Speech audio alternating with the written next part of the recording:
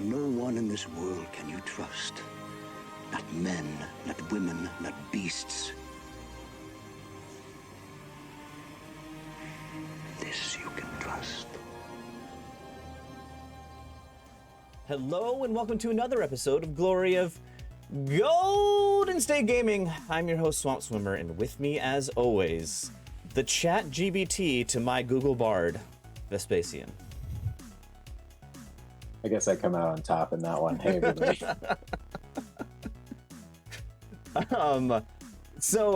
Back for our little talk before the battle report, back to some shows. I recently, because I'm a huge Star Wars fan, so I'm watching everything on Disney Plus that comes out with Star Wars. Recently, Star Wars Visions Season 2 came out, and this is the anthology animated show where they get world-renowned animation studios to do one-shots.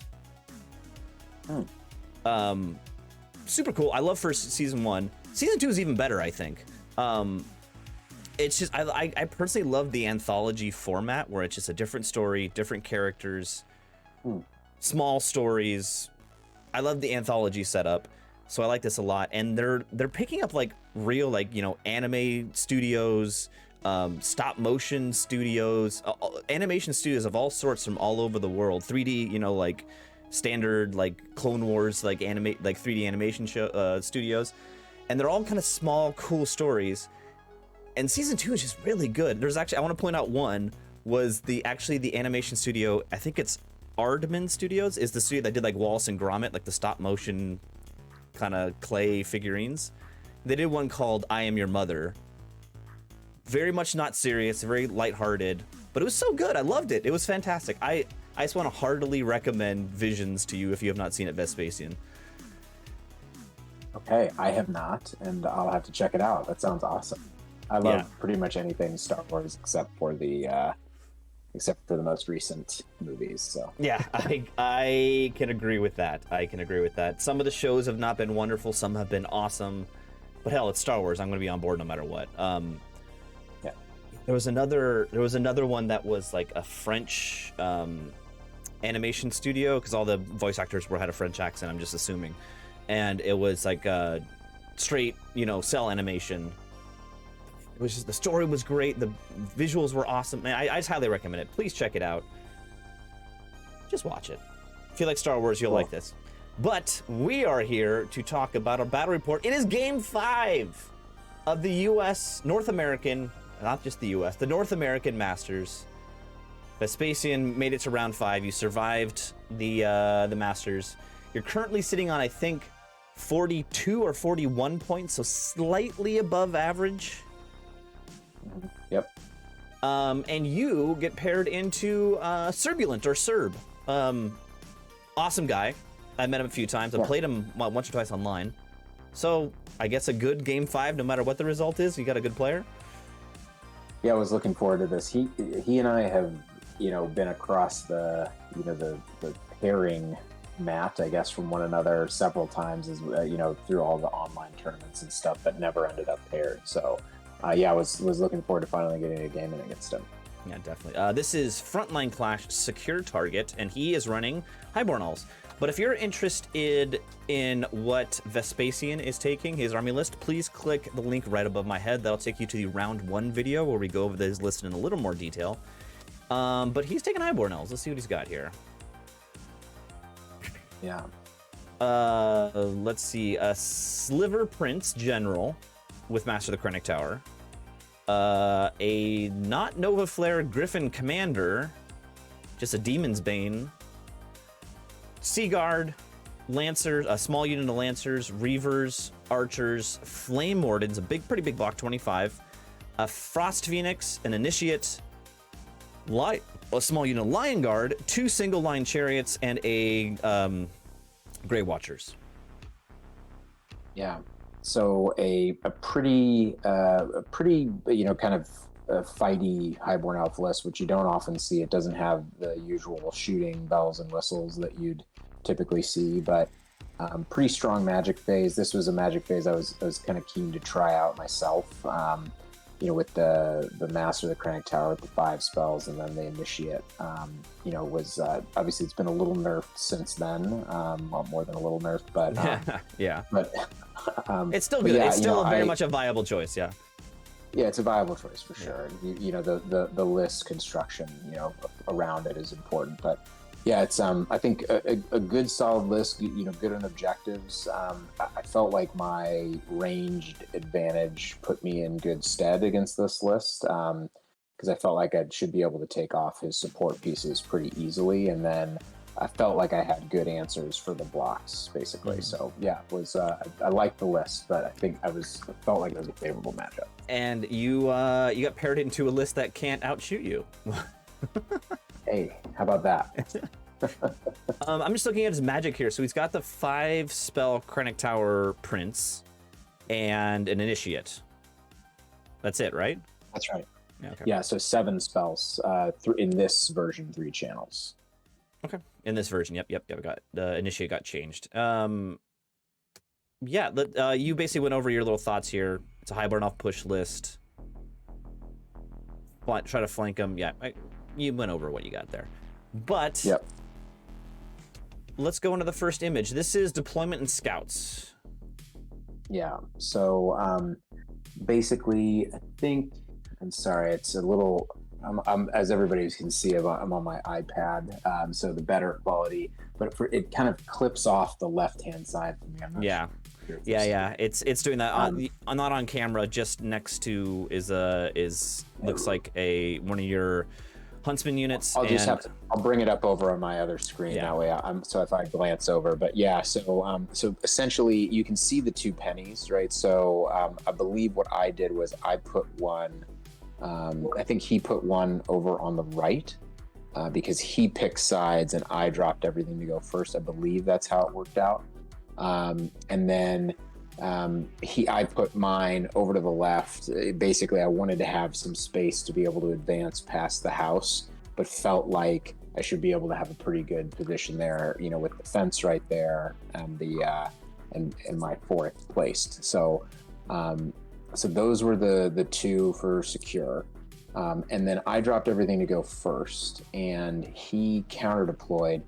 Did a pretty good job in terms of keeping, his, some of his softer stuff, out of my, vision, right? So he has the lion chariots and the griffins, ineligible. He's got the lion guard are in the forest with, between their 3-up armor against shooting and the forest for the -1 to hit. It's a kind of stacking a lot.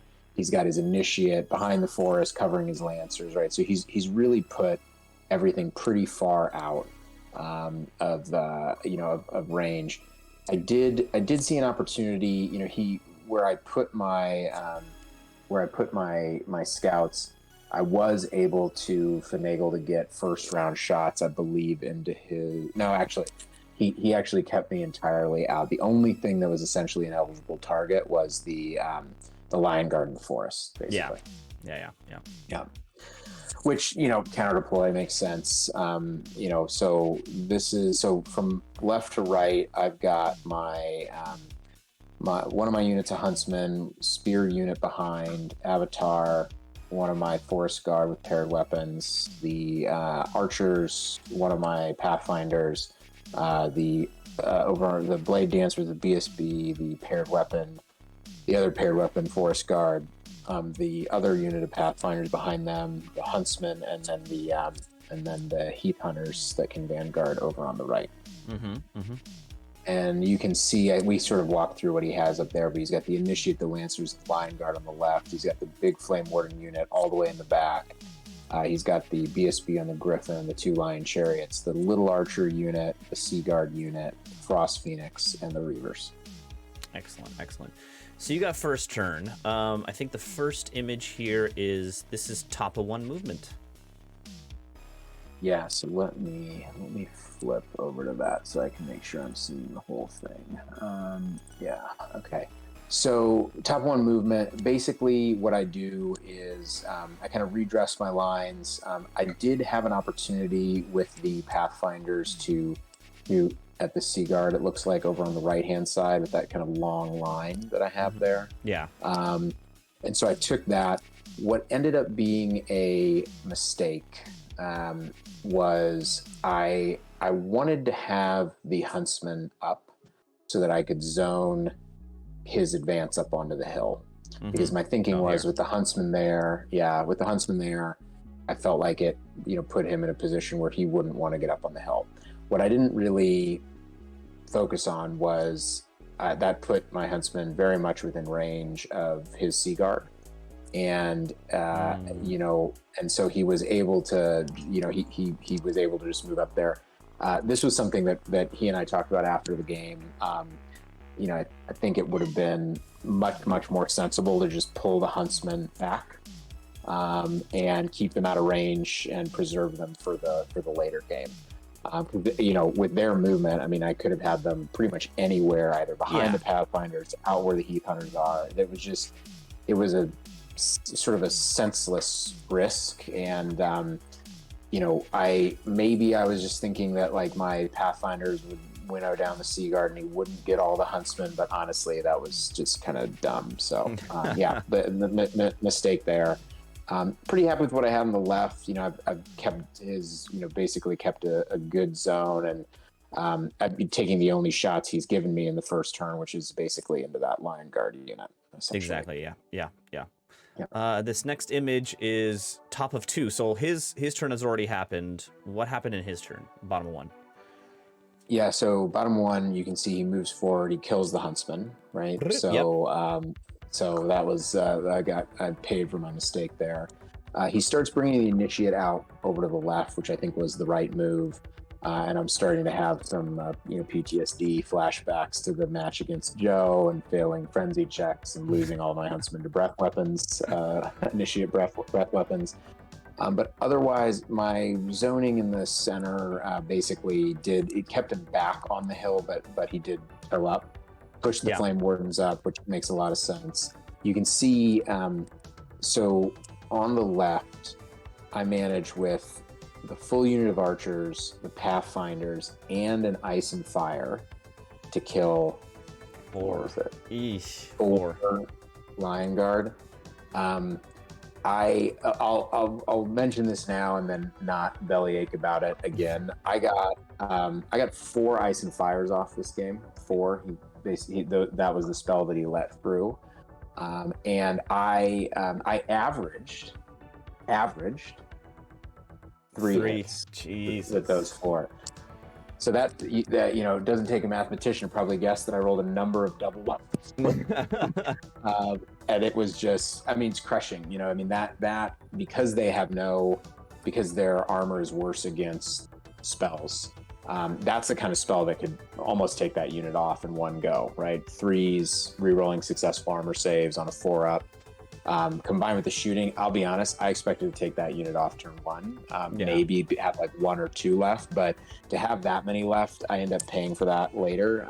But yeah, that turn 1 underperformed. I did, as you can see, I think I took maybe like a half dozen Sea Guard off, so it wasn't a total loss on the right-hand side. But first turn underperformed. He moves up, and this is kind of my counter reaction. I pull the Pathfinders back.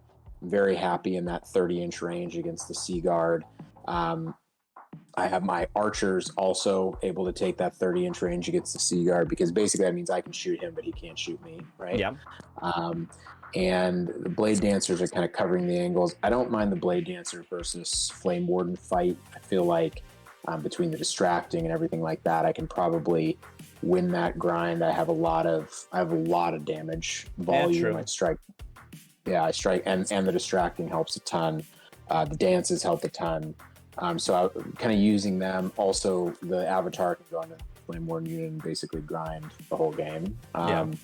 I felt like I had good answers there. Wasn't too unhappy with where things were at right now, although I would have loved to have had that Huntsman unit over on the right-hand side, because now he's starting to bring his Phoenix around. Right? Phoenix that would have been excellent, because it would have helped me there. So then I guess we can kind of move on.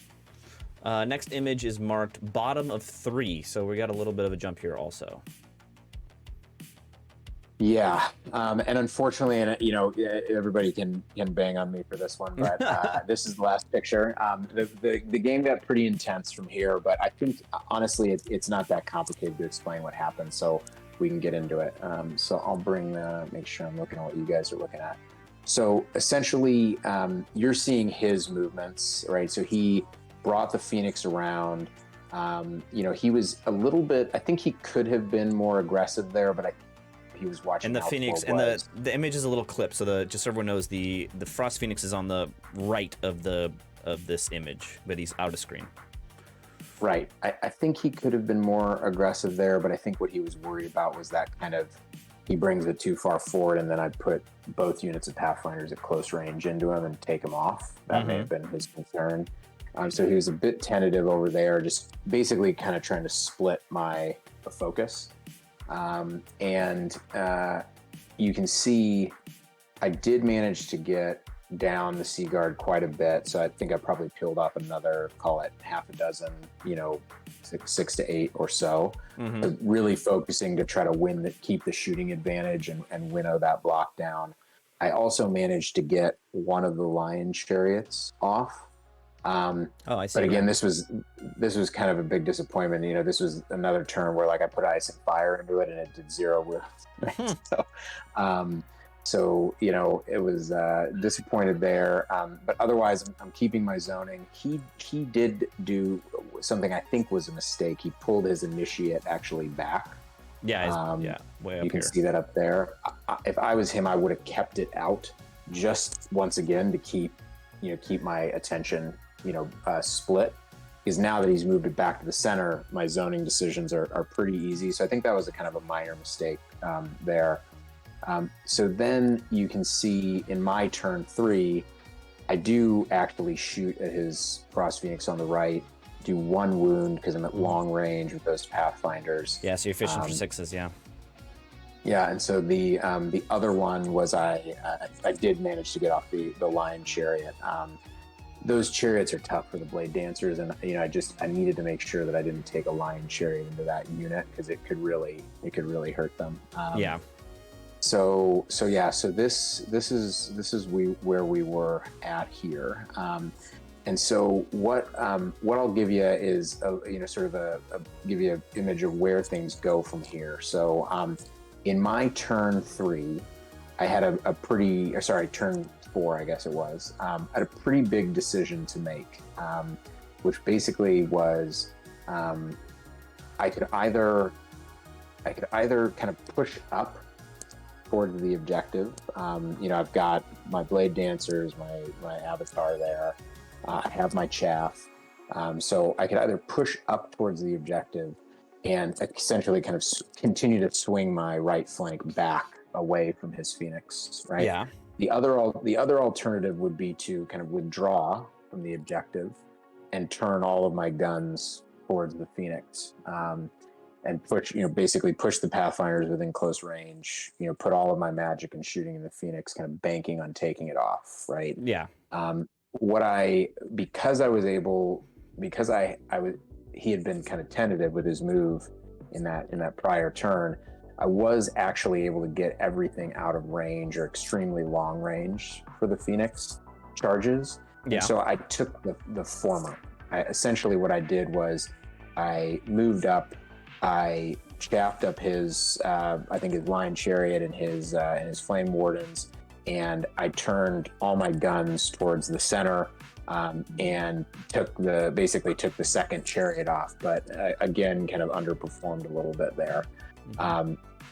So I think maybe I'm catching him sort of in the middle of his turn 3 with this image, but what is missing is that he did run his prince up, and kind of in this open space between where the Flame Wardens are and the hill is his prince sitting out all on his own, right? Okay. And so what happens in his turn, I guess 4, is he goes for a 10-inch non-swift stride, not on the hill, so 1x10 charge with his prince into my Blade Dancers, which was something that I couldn't chaff because he was the single model. There was no way kind of execute it, and he gets it. Oof. So that was a huge deal. To be honest with you, if he fails that charge, I think this turns into a pretty big win for me. But the issue is that he gets that charge, he goes into the Blade Dancers. I can't fight that Prince with the BSB. He definitely takes the BSB off, which means that I lose on non-steadfast and flee. It doesn't catch me, but I end up rallying kind of right in front of the Flame Phoenix, or in the front of the Frost Phoenix, and in front of the Prince. So ultimately, he manages to get a hold of those Blade Dancers. It kind of looking at where everything is roughly where it was. If Prince fails that particular charge, I had the Avatar into him on a pretty short roll. The Avatar can take that guy off pretty easily with AP4 and the stomps and everything like that, which basically means he has to flee. I've got the Blade Dancers and then the Avatar into the Flame Wardens with no support, right? And I think what happens is I grind through them and then at least push the objective, because I can turn around, I can kill the Phoenix with my shooting, and things are pretty secure. Getting in there, what that ends up doing is he just brings his Phoenix around so that I have nowhere to hide, right? And I do end up turning my shooting to work on the Phoenix, and I have a miserable fade and don't manage to get him. And things just kind of snowballed from there. There were some late pickups where he kind of, I think he sort of smelled blood in the water and thought he had some bigger opportunities. He brought the Initiate forward. I managed to take that guy off with a round of shooting and magic.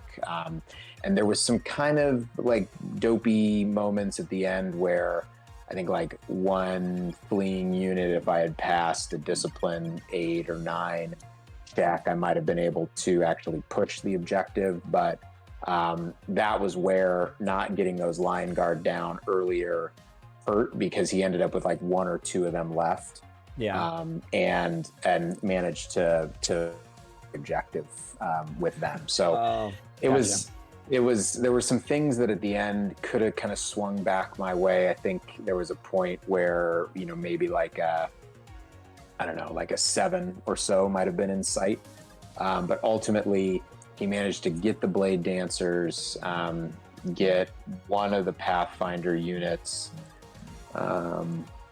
I ended up having to do a bunch of flees and lost most of the core units. And so I think at the end, it was basically just the BSB, the Avatar, and maybe one Pathfinder unit that survived. And I got the 2 chariots, his Reavers, half points for the Huntsman, and the Initiate, basically.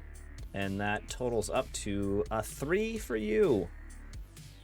Yeah. I was disappointed with this. Not the first game that I've lost on an unlikely, very high charge, but I guess I could have I could have figured out how to get the Blade Dancers into the forest so they'd be stubborn or something like that. I mean, I guess I should have planned better for that contingency, but I think there was something about where the Phoenix was and kind of I basically managed to get everything out of the Phoenix's arc of sight or range, so that where it was, but it required me to kind of be up in that danger zone for the Prince. I felt like a 10 was a reasonable risk to take, but I guess when it comes down to like a 10, 10 you lose the game, maybe it wasn't.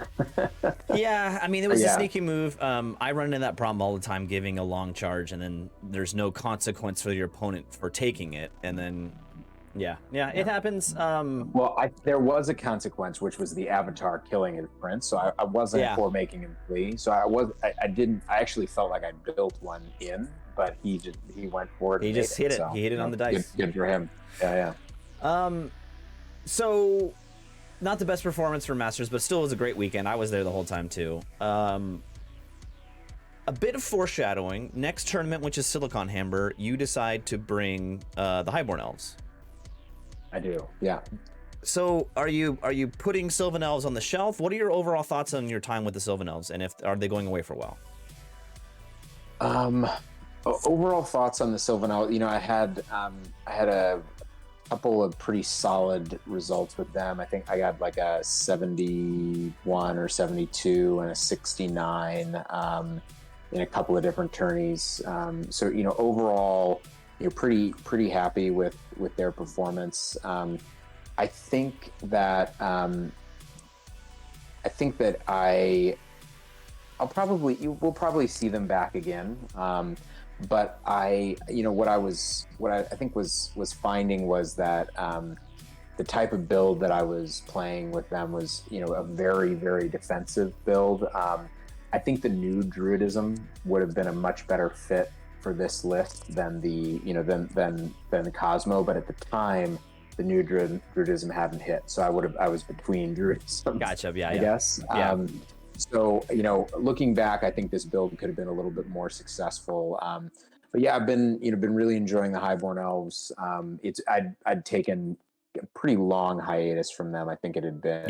You really did. Yeah. And before that, they were your army. Over a year. Yeah. Yeah. So it'd been over a year since I played with them, at all. So, so I was looking forward to, trying out some of the new stuff and getting back in with them. And so, yeah, so excited to see what I can do with them on the next one.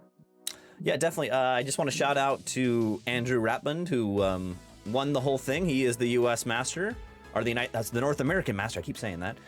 North American Master. Congratulations to you. It's a little belated, but whatever. And it was just a great weekend. I want to thank Jeff Parkhurst for running it. Thank you, Jeff. Yeah, thank you, Jeff. It was very smooth. We had plenty of time. I think I finished every game handily. Maybe only one a little rushed. And yeah, it was the venue was functional, and yeah, we had a great time. Yeah. So next battle reports up will be Silicon Hammer, which I'm really excited to talk about. And thanks for watching. Please like and subscribe, and we will see you next time. Thanks, everybody.